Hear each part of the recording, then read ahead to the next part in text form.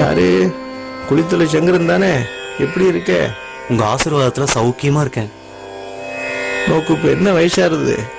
30 வயசா இருது. கல்யாணம் பண்ணிக்காம இப்படி பிரம்மச்சாரியாவே இருந்துடலான்னு தீர்மானம் பண்ணிட்டியாக்கும். ஆமா பெரியவா. நீங்க வந்ததுக்கு ஏதாவது விசேஷ காரணம் உண்டோ? விஷயம் இல்லாம நீ வரமாட்டிய? ஆமா பெரியவா, நேக்கு ஏற்பட்ட சந்தேகத்தை நிவர்த்தி பண்ணிட்டு போலான்னு வந்தேன் பெரியவா. அப்படியா? அப்படி என்ன ஒரு பெரிய சந்தேகம் நோக்கு? மந்திர உபதேசங்கள் சம்பந்தமா ஒரு சந்தேகம் பெரியவா. மந்திர உபதேசத்துல ஏதாவது சந்தேகம்னா மந்திர ஜபம் ஏதாவது பண்ணிட்டு இருக்கியா? ஆமா பெரியவா. ஓ, உபதேசம் ஆயிடுத்தா? ஆயிடுத்து. உபதேசம் பண்ணினவா யாரோ? மைசூர் யக்ஞ நாராயண கணபாடிகள் பெரியவா. வேஷ் வேஷ் வேஷ், ரொம்ப பெருசா வாசிச்சவா. என்ன மந்திரம்? இரு இரு இரு, மந்திரத்தை நீ சொல்லக்கூடாது, அது ரகசியமா உங்ககிட்டயே இருக்கட்டும். என்ன தேவதா பிராண மந்திரம்னு மட்டும் சொல்லு. அனுமந்த் உபாசன பரமான மூல மந்திரம் பெரியவா. அந்த மூல மந்திரத்துல நோக்கு நிவர்த்தி பண்ண வேண்டிய சந்தேகம் என்ன? இல்ல பெரியவா, இந்த மந்திரம் உபதேசமான என்னோட 23வது வயசுல இருந்து ஜபிச்சுட்டு வரேன். 7 வருஷமா ஜபிக்கிறேன் பெரியவா. ஆனா ஒண்ணுமே தெரியல. ஒண்ணுமே தெரியலையா? இல்ல பெரியவா, இந்த மந்திரம் நேக்கு சித்தி ஆயிடுதா இல்லையான்னு தெரியல. சரி, அது தெரிஞ்சுட்டு இப்ப நீ என்ன பண்ண போற? சரி, இந்த மந்திரத்தை நீ ஆத்மார்த்தமா பண்ணினியா இல்ல காமியார்த்தமா பண்ணினியா? ஆத்மார்த்தமா தான் பண்ணணும் பெரியவா. இருந்தாலும் மந்திரம் சித்தி ஆகி அந்த தேவதையோட கிருபை கிடைச்சதுன்னா அதை எப்படி தெரிஞ்சுக்கிறதுன்னே தெரியல. நீங்க தான் அதை சொல்லணும். மந்திர ஜபம் சித்தியா எடுத்தா இல்லையாங்கிறத அனுபவ சரிதாந்தமா தான் நம்ம தெரிஞ்சுக்க முடியும். இல்ல உபதேசம் பண்ற போது அது தானா தெரியும். இல்ல பெரியவா, நேக்கு அனுபவ சித்தாந்தம்லாம் இதுவரை ஏற்படல. ஒன்னும் புரியல. ஜபத்தை மாத்திரம் விடாம குரு சொன்னபடி 7 வருஷமா பண்ணிட்டு வரேன். நேக்கு சித்தி ஆயிடுதா இல்லையான்னு தெரிஞ்சுக்கவே முடியல. மனசு சில நேரம் ஆயாசப்படுறது. இத நேரடியா தெரிஞ்சுக்க ஏதாவது ஒரு வழி இருந்தா சொல்லணும். சரி,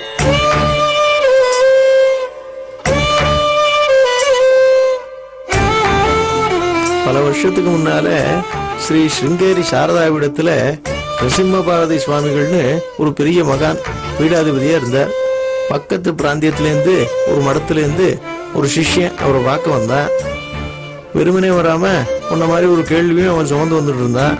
கை நிறைய கொய்யாப்பழங்களை கொண்டு சுவாமிகிட்ட கொடுத்தான்.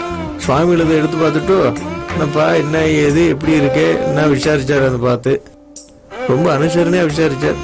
சுவாமி, நான் மந்திர ஜபம் உபதேசம் எடுத்துட்டு இருக்கேன், நிச்சயம் ஜபம் பண்ணிட்டு இருக்கேன். ஆனா அது சித்தி ஆயிடுத்தா என்னங்கிறது எனக்கு தெரியல. அதனாலதான் சுவாமிகளை பாக்குறதுக்கு இங்க ஓடோடி வந்துட்டேன். நீங்க தான் அனுகிரகம் பண்ணணும்னா சிஷ்யன்.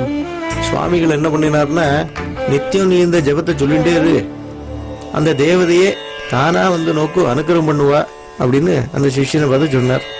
இவனுக்கு சுவாமிகள் சொன்ன அந்த பதில் வந்து ஏத்துக்க முடியாவும் இல்லை, திருப்தியாகவும் இல்லை. ஆனாலும் பட்டுன்னு ஒரு கேள்வியை கேட்டுவிட்டான். இல்லை சுவாமி, நானா அதை உணரணும், அதுக்கு நீங்க ஏதாவது வழி சொல்லுங்கோ, உங்களாலதான் அது முடியும்னு சுவாமிகளை பார்த்து சொன்னான். அவனோட மனநிலையே சுவாமிகள் என்ன புரிஞ்சு விட்டார். சரி, மந்திரம் சித்தி ஆயிடுத்தா இல்லையாங்கிறத தெரிஞ்சுக்க ஒரு வழி இருக்கு அப்படின்னு விட்டார். அவனுக்கு ஒரே ஆச்சரியம்.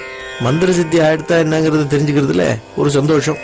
சுவாமிகள் என்ன சொன்னாருன்னா, நீ இந்த ஜபத்தை பண்ணும்போது ஒரு மரப்பலகை எடுத்துக்கோ, மரப்பலகைக்கு மேல நெல்லை பரப்பி விட்டுடு, நெல்லை பரப்பிட்டு அது மேல ஒரு வஸ்திரத்தை போட்டுடு, அது மேல நீ உட்காந்துட்டு கண்ணை மூடிட்டு ஜபத்தை ஜபிக்க ஆரம்பிச்சுடு அப்படின்னார்.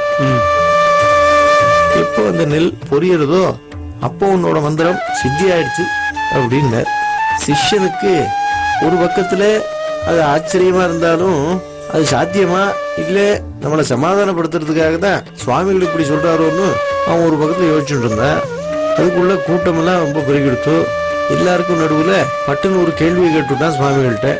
சுவாமிகள் என்ன தப்பா எடுத்துக்கப்படாது, குருவை பரீட்சிக்கிறதாவும் நீங்க நினைச்சுக்கப்படாது, நேக்கு அந்த நெல் புரியுறத கண்ணால பாக்கணும்னு ஒரு ஆசை அப்படின்னா.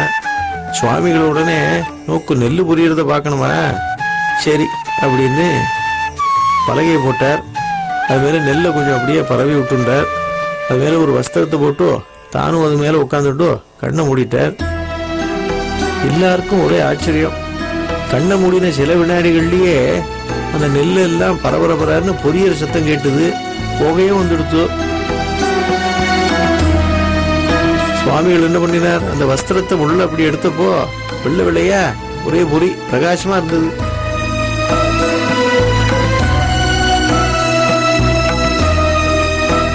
அதை பார்த்த எல்லாருக்கும் ஒரே ஆச்சரியம், ஆனந்தம், யாருக்கும் பேச்சே வரல.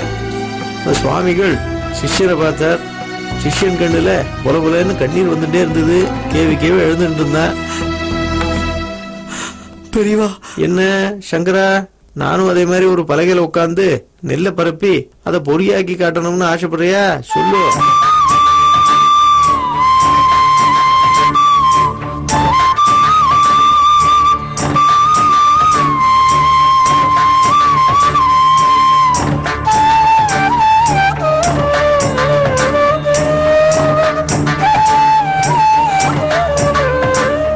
போதும் பெரியவா, மந்திர சக்தியோட மகிமைய இந்த அளவுக்கு விளக்கி சொல்லி நான் புரிஞ்சின்றதே போதும்.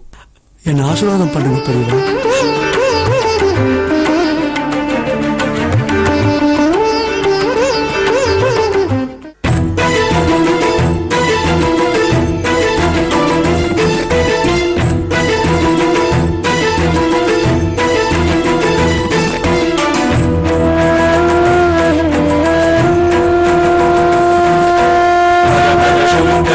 जय शंकर हर हर शंकर जय जय शंकर हर हर शंकर जय जय शंकर